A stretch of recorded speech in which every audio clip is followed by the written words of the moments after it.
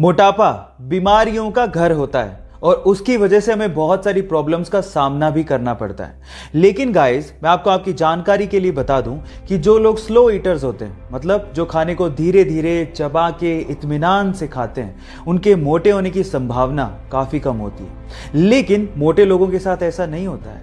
मोटे लोग, आपने कभी गौर किया हो तो वो बहुत ज़्यादा फास्ट खाते हैं, चबा के नहीं खाते। इस वजह से उनके मोटापे की प्रॉब्लम और ज़्यादा बढ़ते जाती है। इसका मतलब क्या हुआ? इसका मतलब यह है कि अगर आप अपने मोटापे की प्रॉब्लम से परेशान हैं और उसे कम करना चाहते हैं तो आप अपने खाने को इत्मीनान से धीरे धीरे चबा के खाएं। आपने कहावत तो सुनी होगी, 32 बार चबा के खाना, जिससे आपका जो खाना होता है वो अच्छे से क्रश हो जाता है। और ये करने से, इस हैबिट को अपनाने से आप अपने मोटापे को कंट्रोल कर सकते हैं। ये इंटरेस्टिंग फैक्ट जान के आपको कैसा लगा, चैट सेक्शन में लिखना मत भूलिएगा। गाइस, क्या आपको पता है कि भूटान इको फ्रेंडली कंट्री होने के साथ साथ पूरी ही दुनिया की इकलौती कार्बन नेगेटिव कंट्री भी है।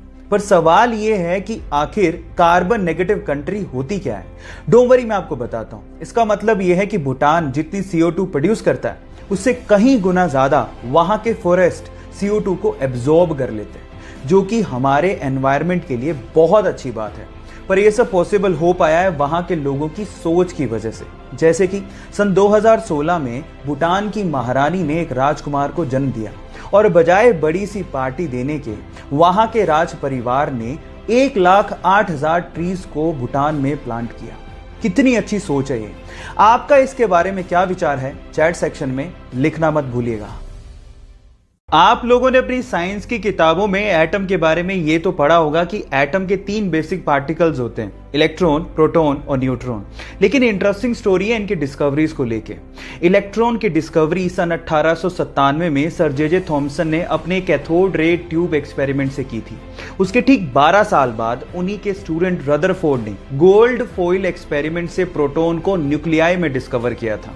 और फिर उसके बाद सन 1932 में रदरफोर्ड के स्टूडेंट जेम्स चैडविक ने न्यूट्रॉन को डिस्कवर किया था। मतलब ये तीनों एक दूसरे के स्टूडेंट थे। और मजे की बात ये थी कि इन तीनों को अपनी डिस्कवरीज के लिए नोबेल प्राइज भी दिया गया था। क्या ये फैक्ट आपको पहले से पता था? और अगर नहीं पता था तो चैट सेक्शन में लिखना मत भूलिएगा। हुंडई दुनिया की सबसे बड़ी कार मैन्युफैक्चरिंग कंपनीज में से एक है। आप लोगों ने इसका लोगो तो देखा ही होगा, लेकिन क्या आप इस लोगो का मतलब जानते हैं?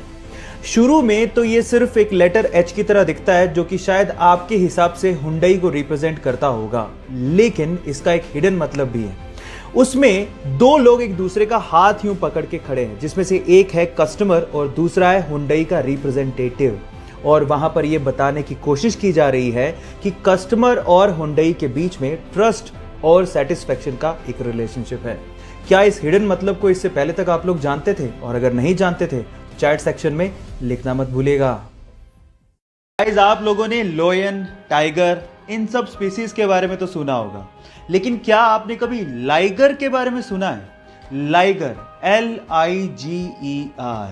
अब आप लोग कहोगे कि ये क्या है? डोंट वरी, मैं आपको बताता हूं। जब एक मेल लोयन और एक फीमेल टाइगर आपस में क्रॉस ब्रीडिंग करते हैं तो उससे जो ब्रीड पैदा होती है उसे लाइगर कहते हैं। शेर की दहाड़ और चीते की चाल जब आपस में मिक्स होगी तो आप लोग अंदाजा लगा सकते हो कि वो ब्रीड कैसी होगी। टाइगर तो जानते होगे, अब आप लाइगर के बारे में भी जानते हो।